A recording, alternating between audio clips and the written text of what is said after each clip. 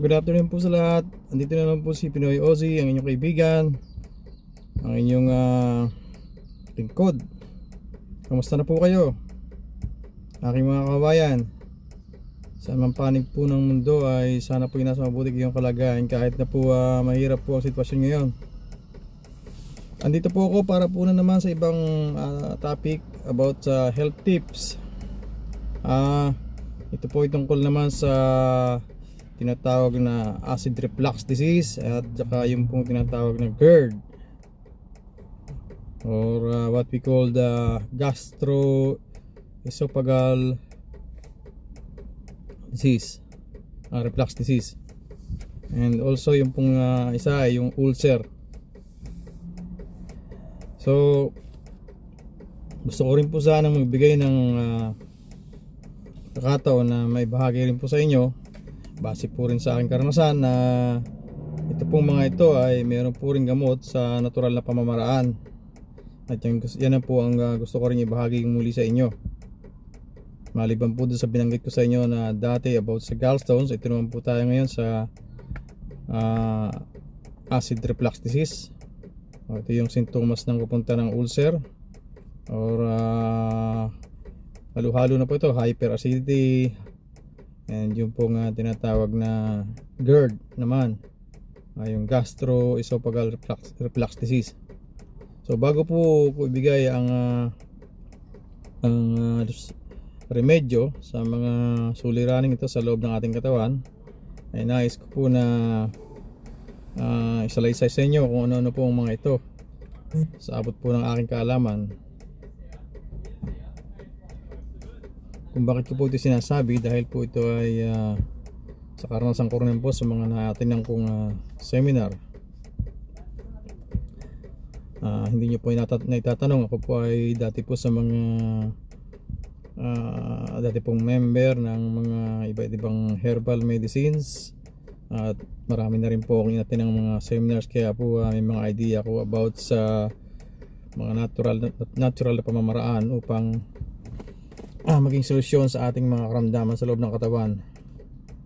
Bagamat hindi rin ako perfecto at napapasarap din kumain, pero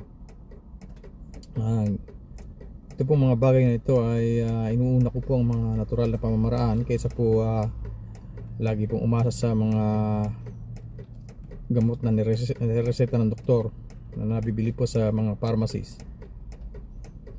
So dumako po tayo sa acid reflux disease. Ano nga ba ito?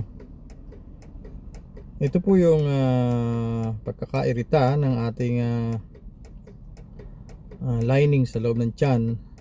Ito po ay nakikita po ayon po sa pagsusuri din po ng doktor through endoscopy.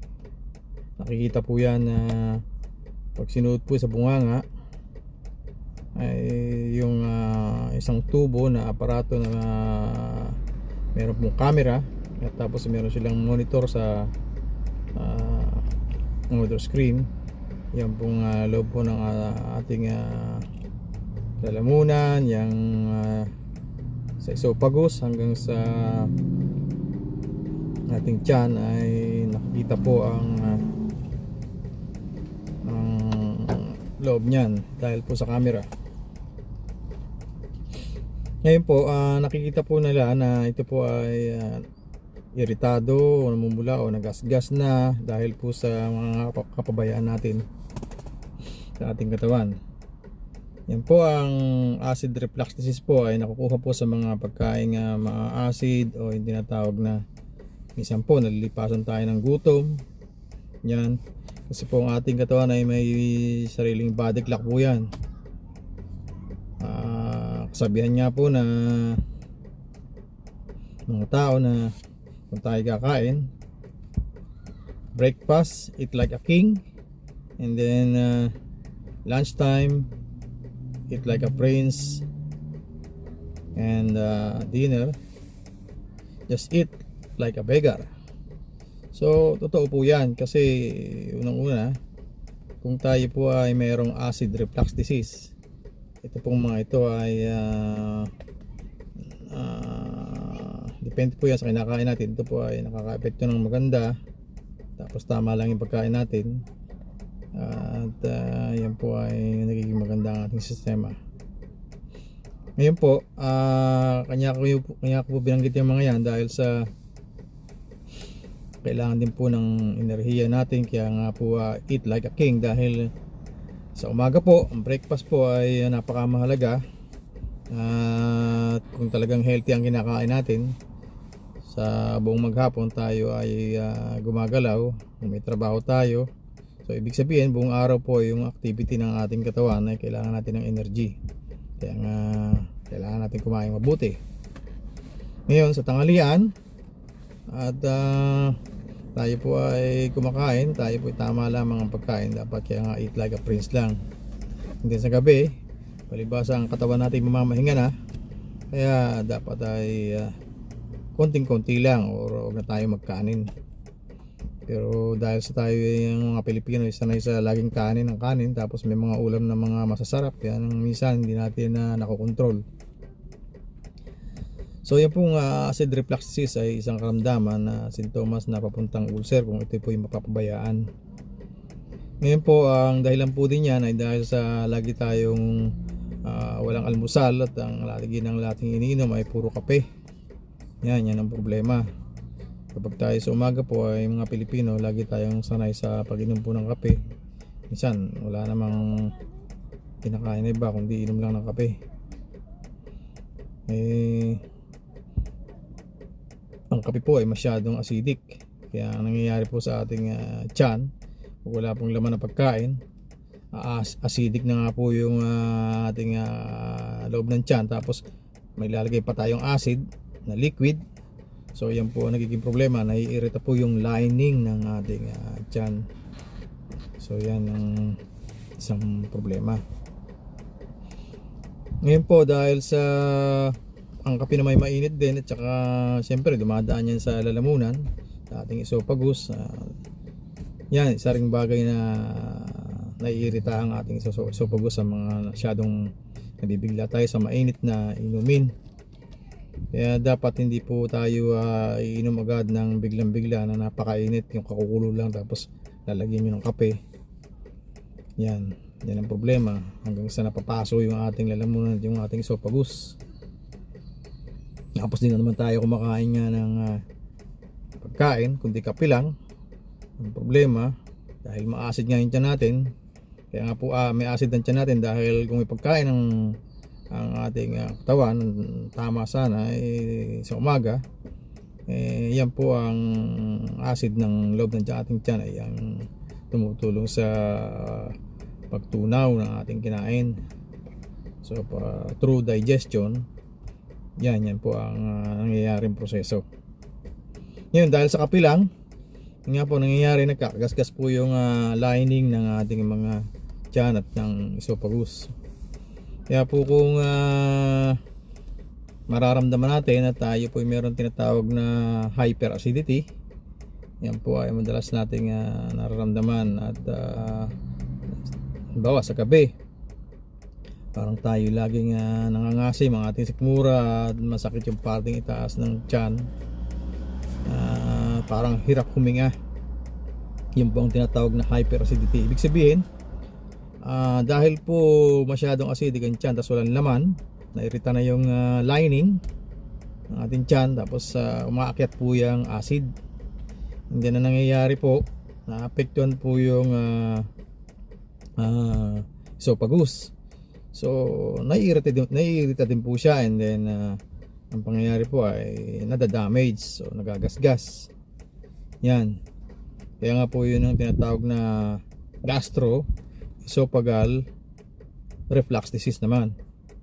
So yung isa po sa tiyan, yung tinatawag na acid reflux disease. So magkaiba po siya pero connected po siya, kasi yung isa nasa esophagus, isa naman nasa tiyan. So isa madaling salita, hyperacidity, yan mga madaling tawag dyan, acidic. Yan, tapos nagiinom pa tayo ng soft drinks. Yan, madalas tayo lagi soft drinks, tapos nagiinom pa tayo ng mga alcohol, yung mga mahilig na minom dyan.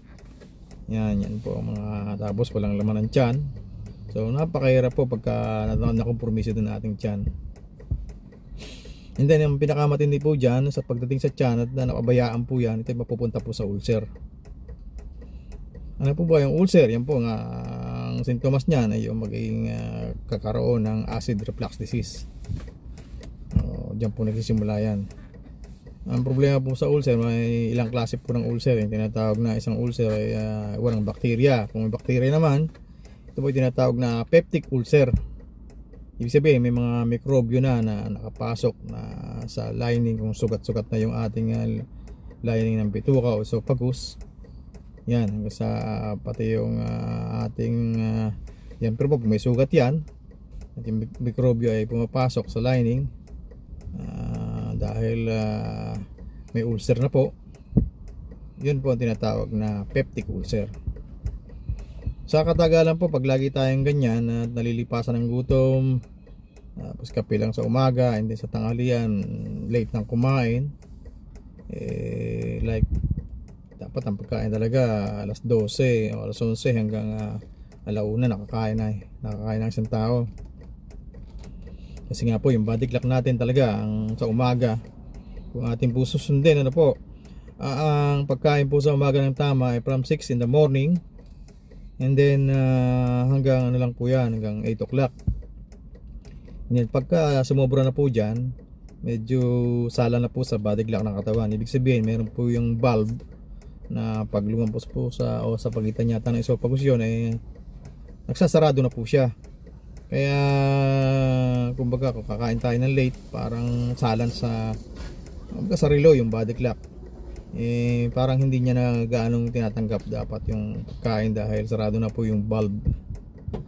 So yung kalimitan, mapipil natin minsan yung pagkain parang nasa lalamunan lang lagi, kasi napipilit na lang pumasok doon sa loob, sarado na yung valve. Marami na iiwan sa parteng esophagus ang lalamunan. Kaya minsan sinisinok tayo. Yan, ang gagawin natin, ininom tayo ng maraming tubig. Yan. Pero kung tama po pagkain natin, alas 6 ng umaga ay hanggang alas 8, okay po yan.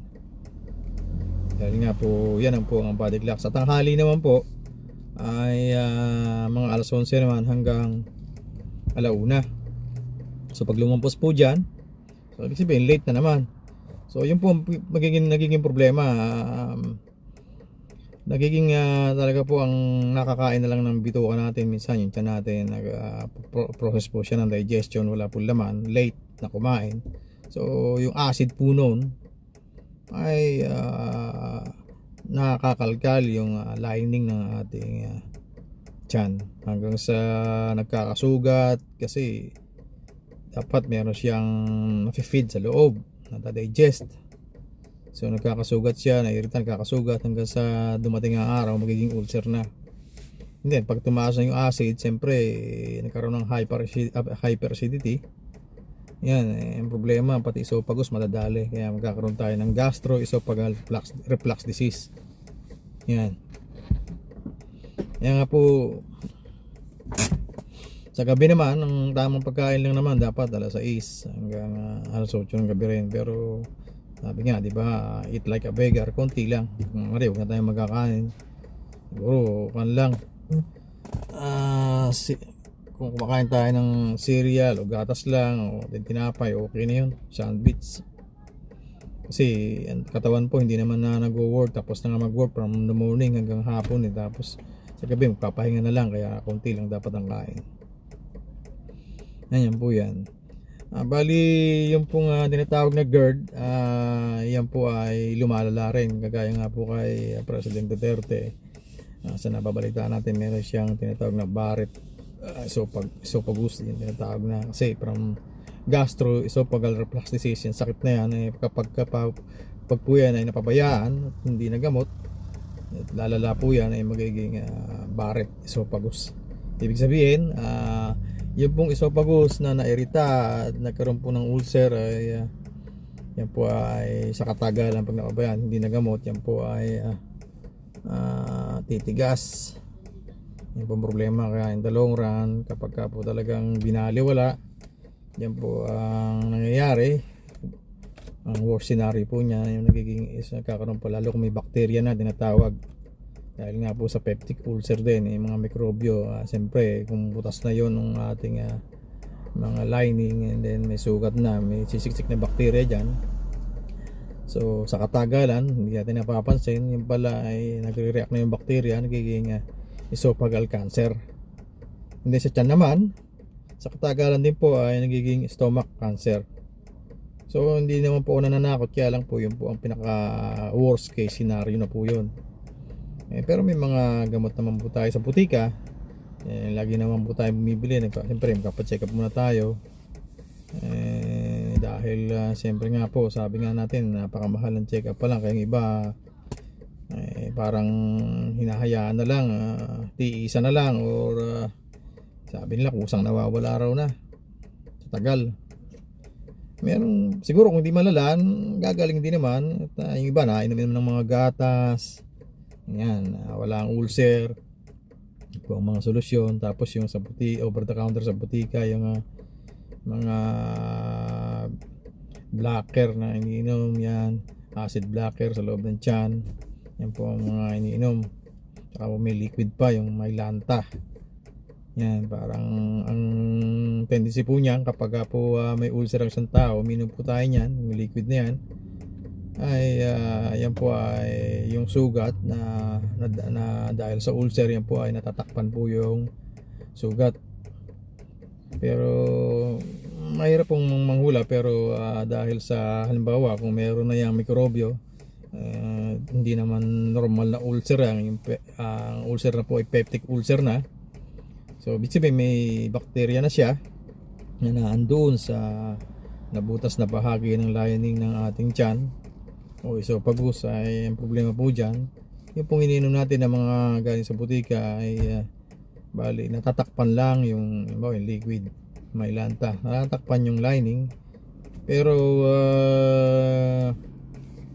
ayon sa research namin, dahil yan po ay napag-aralan namin sa seminar, dahil na rin sa mga doktor na nag-aaral dyan sa mga tungkol sa bagay na yan, sa mga mikrobyo na nagiging cancer, yan po ay pag natakpan ng ating ininom na galing lang sa butika, yan po ay hindi naman, minsan hindi naman gumagaling talaga, natakpan nga lang yung ating ulcer, sugat. So ang nangyari, ando po yung bakterya sa loob. So yun po yung nagre-react sa katagalan. So maaaring may posibilidad na maging karoon tayo ng stomach cancer. Yan po ang problema. Pero yun po naman hindi naman po sinasabing eksaktong anong nangyayari sa lahat. Pero mas maganda pa rin na kung makukuha natin sa natural na pamamaraan, mas palagay ko mas okay, unahin muna natin yung kung meron tayong matuklasan na natural way na magagamit, kaysa doon muna agad tayo mag-focus sa gamot sa butika. Although kailangan natin ipa-check up din siyempre at sabihin ng doktor na gano'n ang iyong pumili ka ng prescription drugs. Pero kung hindi ko naman sinasabi na hindi natin kailangan ng gamot, kung meron po tayong alam o nagsabi sa atin na nakatuklas talaga tayo na proven na natural na pwedeng mainom o makain para gumaling yung ating acid reflux o yung ating GERD, yan, yung gastroesophageal reflux disease o yung ulcer at iba pa pang mga sakit sa bituka at yan, para hindi maging malala at mauwi sa bagay na cancer dahil napabayaan na ng husto at binaliwala dahil natatakot sa mahal na gamutan, mas maganda po na may natural tayong magamit. Yan po yan. At gusto ko pong ibahagi sa inyo na ang isa pong paraan na nasubukan ko rin na napakagaling po talaga sa ulcer, sa hyperacidity, sama-sama na po yan sa GERD. Ako po ay nag-research at dahil po sa mga seminar na yan ay nakita ko po at yung ginamit ko na sinubukan ko, hindi napatunayan ko na effective talaga siya. Kasi po sa totoo lang naman, kung ating susundin ang ating mga organ sa mga pinapasok natin na inumin o pagkain sa loob ng ating katawan na walang halong mga chemical, mas maganda na lang yung mga may nutrients. Yan naman kasi ang kailangan talaga ng ating katawan yung mga nutrients, mga vitamina. So bago dumating sa point na pag talaga napabayaan, nagkakaroon ng gamutan, mga gamot. Problema pag lagi tayong gamot ng gamot, siyempre may mga side effect. Yan ang hindi maganda. Mabuti sana kung side effect lang mild. Kasi minsan lalo na yung mga painkiller, delikado po yan. Kaya mag-iingat po kayo sa pangmatagal ng pag-inom ng painkiller dahil yan po ay malaking epekto sa kidney at nandadamage po ang kidney dahil sa kainom ng painkiller. At minsan po dumarating sa point na kidney failure. Kaya nga po ang pag-inom po ng painkiller ay siguro kasi yung doktor di naman sinasabi na tawag dito masama ang pag-inom ng, merong ibang doktor na nagsasabi rin na masama ang doktor na ang painkiller na pag-inom ng mahabang panahon. Pero meron doktor hindi naman binabanggit, bahala ka sa sarili mo. So dapat po yan mga, kung talagang mag-inom tayo ng painkiller, mga siguro pinakamatagal na 1 week. Kaya may sakit tayo sa ngipin, sumasaktan tiyan natin, o kaya ulo, yan madalas tayo uminom ng painkiller. Yung iba sa atin short period of time lang, huwag yung kakatagalan ng mga hanggang 2 linggo kasi delikado kung makukuha natin sa mga heating effect lang ng mga sakit ng ngipin natin. Magmumugang tayo ng tubig na may asin, mga gano'n na lang. Tapos medyo spilyuhin natin. Ayun, huwag na yung inom ng painkiller, delikado po yan. So ito po ibabahagi ko sa inyo yung isa pong napakaganda na aking pong nagamit at talaga pong proven and tested ko na po, dahil ito po ay bago ko sinubukan nabasa ko po sa pag-research din sa internet kasi ako naku-curious ako sa mga bagay-bagay total sa katuwiran ko naman yung nare-research ko na yun hindi naman mga chemical na gamot o yung synthetic drugs yung aking gagamitin at natuklasan ko. So pagkain din kaya sinubukan ko rin siya talaga siya. Dahil sa isang lugar po sa Amerika, yung pong kaya po sinubukan ko yung bagay na yun, ay nakita nila na meron pong mga preso po sa isang lugar sa Amerika na siguro po nagkaroon ng mga ulcer yun, marami daw doon. Yung iba hindi naman nadala lahat sa doktor dahil sa lumalala na yung iba, may peptic ulcer. So yung pong ibang preso ay nadiskubre sa sarili nila na ang ginamit nila ay yun lang dinatawag na cabbage, yung repolyo at saka yung pong carrots. So yun po nakita ko na at nabasa na very effective po siya. Dahil po sa pagkakabasa ko na yon ay na-curious ako, sabi ko sa sarili ko, bakit kaya hindi ko subukan to? Kasi minsan pag sa trabaho po kasi sa site, nalilipasan po ako ng gutom nagka-ulcer na po talaga ako, sa totoo lang. Dahil bumili na po ako noon nung may ulcer, nagkaroon din po ako ng hyperacidity, yan yung mga yan, hanggang sa na-conquer yung aking esophagus na siyempre pagkakit ng acid sa lalamunan. Nung pong na-endoscopy ako, nakita yung mga yan na mayroon akong ulcer na, tapos yung una acid reflux disease lang siyempre sa katagalan minsan napapabayaan talaga. Kami sa site minsan pagka makain kami alas 3 na ng hapon, sakit ng tiyan ko, yun ang problema po nun. Nung nagkaroon po ako ng chance na magpa-check up, lumala na siya, naging ulcer. Tapos nagkaroon pa ako ng GERD. Sabi ko, Diyos ko, ano ba itong nangyayari sa akin? Nakakatrabaho nga ako pero hindi ako makatrabaho ng ayos dahil nagkaroon akong ulcer. Tapos hindi ako makakain ng marami. Ang problema po pag may ulcer, kaya meron kayong tinatawag na acid reflux disease, okay po kayong kakain ng marami. Tapos kung ano lang kayo, kung hihiga na sa higaan, wag po kayong totally flat na mahihiga, kailangan mataas yung inyong ulo sa unan. Tataas nyo, doble nyo yung unan nyo para hindi aakit yung acid. Kasi yan po yan eh, kasi lagi kayong sisinukin. And then parang masakit po yung inyong itaas ng inyong dibdib para kayong kinakapos ang hininga. Yun po ang problema. So ang ginawa ko po dun sa repolyo at saka po dun sa carrots, ginaya ko lang po yung na-research ko na pamamaraan para po sa ulcer, kasi maraming gumaling na mga preso doon sa isang lugar sa Amerika. Nalimutan ko na po yung sensya na po kayo, nalimutan ko na yung eksaktong lugar kasi matagal na yun na yung mga preso ay maraming gumaling sa paggamit nila ng repolyo at ng carrots. Yun po ay may ginagawa rin doon sa carrots sa repolyo. Hindi po nila kinain, po. Kaya po nang ginaya ko po sila, ginawa ko. Ang ginawa po nila ay ginawa ko rin na yung bumili po ako ng repolyo and then carrots.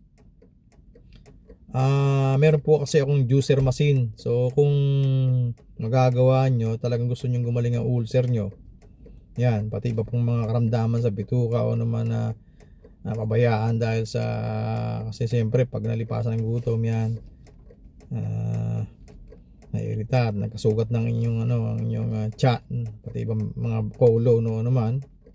Tapos may mga singaw na kayo sa bibig, ibig sabihin may ulcer kayo sa loob ng lamunan at saka sa esophagus at saka sa loob ng lining ng tiyan nyo. Kasi mahirap po sa ulcer pag nabutas yung tiyan nyo, yan ang delikado. Napakahirap po yan, nabubutas po sa tiyan pag lumala ang ulcer. Hindi naman pwedeng kumain po ng marami dahil bawal po yan, at lalong nadadamage yung tinatawag na ating lining ng ating loob ng tiyan. So ang carrots po, ang gagawin po natin dyan, bumili po kayo ng para po talaga effective, bumili po kayo ng juicer. So yung pong carrots tsaka yung repolyo, kasamahan nyo po siya, i-juicer nyo po siya. So yung juice noon, huwag nyo pong i-steam o huwag nyo lulutuin yung cabbage o yung repolyo. Tsaka yung carrots, silaw din. Siyempre, balatan nyo yung carrots. Hindi kung makachimbo kayo ng organic na repolyo o kaya carrots, yan, sa buong repolyo and then mga 3 carrots, yun po ang i-juicer nyo. So wag nyo pong lulutuin, wag pong i-steam, as in po siya, raw o hilaw. Makabili po kayo ng organic, mas maganda. So yun po, i-juicer nyo po siya. So kaya ako po sinamahan ng carrots. So sinamahan ng carrots din na nabasa ko sa US, sa mga sa prison facility, nabasa ko po ron na kaya sinamahan yung ng carrots yung cabbage, dahil po ang alam naman natin ang cabbage, lalo pag hilaw yan, yan po yung mapakla at kakaiba ang lasa. Kaya siyempre ang carrots, alam naman natin na bukod sa masustansya rin, yan po ay may beta carotene, talaga pong pampalino pa ng mata. Wala po tayong pagiging problema dahil kahit subukan po natin yan, yan po ay maganda talaga sa katawan dahil gulay po yan Ang cabbage naman po malakas din po ang niyan, ang tinatawag na panlaban sa mga paggaling ng mga lining ng ating nasusugatang bituka, sa esophagus at sa mga colons. Kasi siyempre pag ininom natin, yan po ay dumadaloy sa loob nating sistema, napoprocess po yan. Kaya yung mga damage po dyan sa ating tiyan, sa esophagus o sa colon man, ang ganda po sa kanya, yan pong repolyo, yung katas po niyan, tapos may carrots pa, ay talaga pong makukure, mahihil yung mga na-damage na lining. Yan po maganda dyan, bukod sa healthy pa talaga siya. Hindi kagaya po ng mga nainom na liquid na mga gamot sa butika, hindi ko naman po sinisiraan, okay naman po yun kung talagang wala tayong choice, kailangan din po natin yan. Pero kung meron nga tayong pagpipilian na natural, mas unahin muna natin yan kung meron tayong matutuklasan. Yun nga po ito sinishare ko sa inyo. Dahil po Base po sa aking experience, talaga pong yan lang po talaga ang ininom ko kapag po ako talaga papabayaan ko sarili ko dahil hindi ba po may ulcer na ako dati. Tapos siyempre po from time to time ng mga ilimipas ng ilang buwan na naman napabayaan ko ulit siya na lipasan na naman ako ng gutom pero hindi po ako nagkakape na. Yun, siyempre dati na may ulcer nauulit na naman kasi nakabayaan ko siyempre acidic ang loob ng sistema natin tapos nakabayaan mo na naman. So yun lang po ang ininom ko at napaka-effective po niya. Ako na po ang nagsasabi sa inyo. Yan, wag nyo pong lulutuin, i-steam o yung tinatawag na yung carrots tsaka yung repolyo, pagsamahan nyo po siya, i-blend, i-juicer, gumamit po kayo ng juicer machine. Yung pong paghaluin nyo siya, yung di na blender nyo yung carrots, mga 3 piraso, then sunod nyo yung ginahit nyo yung repolyo, then yung mga katas po nyan, yan po ang gamitin natin na iinumin natin para po gumaling ang ating ulcer. Ang tamang pag-inom po niyan, ipapayo ko lang po sa inyo at na makinig po kayo na yan po iniinom talaga na sa umaga. Pagkagising niyo po sa umaga, inom po kayo niyan. Halimbawa malala na yung ulcer nyo, napaka-effective po niya. Iinom po kayo sa umaga, siguraduhin nyo lang po na walang laman muna yung tiyan nyo. Siyempre magmumug muna kayo sa umaga, mag-gargle muna kayo. Pero huwag muna kayo magsipilyo kasi saka na yung pagka nakainom na kayo niyan, nakakain na kayo. Yun, 30 minutes before meal po yan iniinom. Ibig sabihin, ininom nyo po siya, palipasin nyo muna ang 30 minuto, 30 minutes bago kayo kumain. Siyempre kung may ulcer kayo, sabi ko nga po, huwag po kayo kakain muna ng marami kasi bawa, ginagamot nyo pa lang tapos kakain kayo ng marami, mahirap din kasi hindi rin siya magiging effective. Kaya nga po, tamang pagkain lang, tapos iwas na kayo sa kape, sa mga soft drinks muna. Kung maaari, iwasan na talaga yung mga yan. So yung pong gawin nyo sa umaga, bukan yan 30 minutes before meal nga, and then kung malala siya kahit sa tanghali din kayo, wala kalahating baso lang. Sa gabi ganun din. At talaga pong effective, mapapansin nyo siguro mga 1 week malaki ng pagbabago, hanggang 2 weeks. Ako na po nagsasabi sa inyo, galing ang inyong ulcer.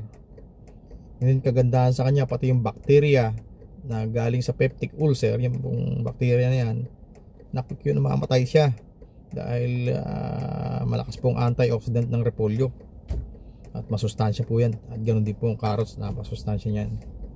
Hilaw po siya, huwag nyo pong juicer ng in-steam nyo o lulutuin nyo, ipapakakuloy nyo, huwag nyo pong ganoon kailangan hilaw siya. Juicer nyo ang repolyo at carrots, magkasama yan, isang buong repolyo and then 3 carrots, haluin nyo. Ngayon ilagay nyo sa refrigerator, kinabukasan inumin nyo malamig, fresh yun. 30 minutes before meal. Yan. Ngayon kung nalimutan nyo at nakakain na kayo, 1 hour after meal. Ibig sabihin, pagkatapos nyo kumain, palipasin nyo 1 oras, saka kayo uminom. Ganun din sa tanghali at sa hapon. Ngayon kung hindi naman napakalala ng inyong at gas, hindi naman pa ulcer na malala, tinatawag na acid reflux disease pa lang o sintomas, kahit sa umaga lang kayo uminom at sa gabi, okay na yung kalakalating baso lang. Yun naman pong pitchil, lagay nyo sa pitchil yan, lagay nyo sa ref, may takip yan, okay na. Tapos kinabukasan nyo inumin. Ganun lang po ang routine tuwing umaga, inom kayo. And then ako rin po nagsasabi sa inyo, talagang napaka-effective niya.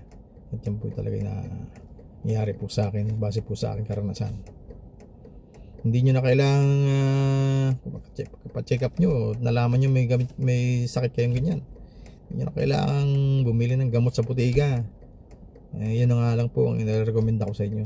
Napaka-effective. Wala po akong masasabing talagang kaduda-duda yan. dahil alam naman natin na yan ay gulay, masustansya. Yan pong carrots, ganun din. Yung repolyo carrot, ako, huwag po kayong mag-aalala ng mga side effect dahil yan po yan yung masustansya, yung mga yan. 100% po mahihil yung na-damage na lining, nagkasugat, na irita, yung esophagus, sa inyong lining ng tiyan. At kung meron pa mga na damage sa colon, nagka-ulcer din sa maliit na bituka, yan.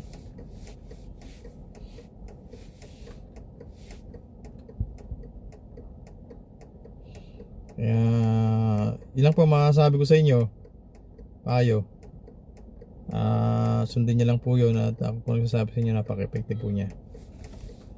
At sana po nagustuhan niyo po yung aking video. At pasensya na kayo, napahaba, pero sana po nakatulong ako sa inyo. At kung sino po yung may karamdaman ng ulcer o yung tinatawag na nangangasim yung sikmura, o sa English hyperacidity, o meron kayong GERD, yan lang po ang may papayo kong gamot sa inyo.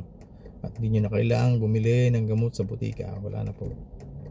Yan po, maraming salamat po sa inyo. At ako po uuwi na. At doon po sa aking mga subscribers, followers, maraming salamat po sa inyo sa pagtangkilik po sa aking YouTube channel. I really appreciated po. Andiyan po kayo lagi. Doon po sa mga hindi pa nakaka-subscribe, at kung napanood nyo po itong video na to, hinihingi ko po ang inyong suporta na mangyari po lamang na pagkatapos nyo pong panoorin itong video na to, ay pakiclick nyo po yung like, yung pong subscribe, and then pakikalembang na rin po yung kampana, yung tinatawag na hit the bell sa English. And then may magpa-pop up po dyan na mamili po kayo sa option na meron pong personalize, yung none o yung all.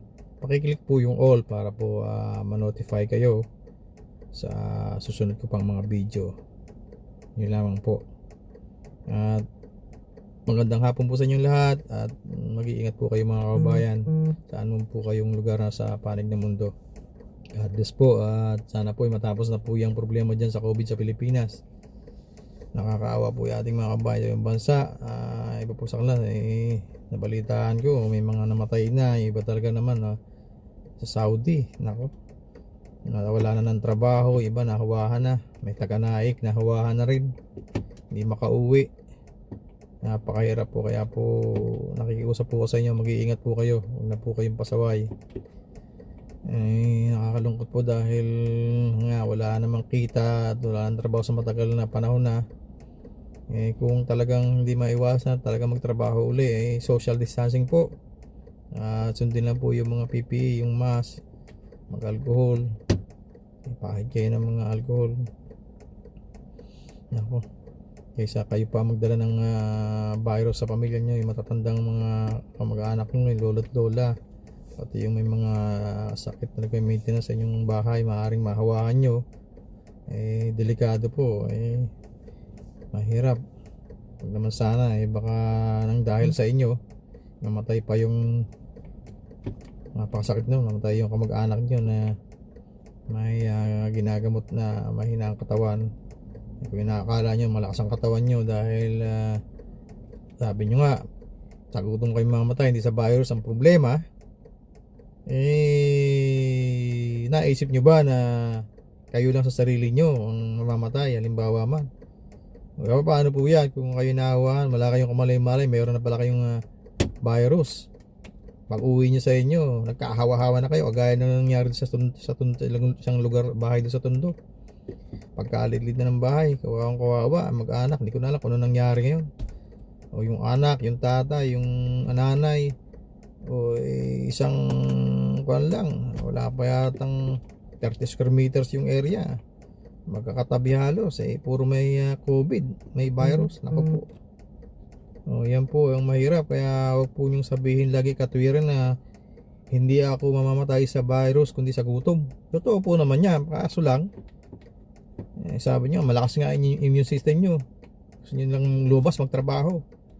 Naisip nyo lang ba yung inyong kamag-anak sa bahay, lolo't lola o nanay o sino man dyan na mahina ang katawan, paano kumahawa sila dahil sa inyo? Huwag po tayo maging makasarili. Kung talagang hindi maiwasan, talagang mag-ingat, social distancing, yan, maghugas ng kamay. Wala po virus po yan. Huwag niyo pong sabihin na ang katawan niyo ay malakas, dahil pag depende po yan sa pumasok na virus sa inyong baga. Marami po yan, marami, napaka-agresibo. Pag yun po naging mucus dyan at dumikit sa baga, mamaga ang baga, hindi na makapasok ang oxygen, wala na, kaya po namamatay ang tao sa ICU. Yan ang mahirap. Mabuti kung nasa lalamunan yung mga asymptomatic na ganyan, konti lang, yun yung mga nakakasurvive. Paano po kung dumating sa point na atsyembuhan kayo, mas maraming virus na nasa baga nyo na pala? Yan po mahirap. So yun lang po, at maraming salamat po sa inyo. Hanggang dito na lang po, at mag-iingat po kayo.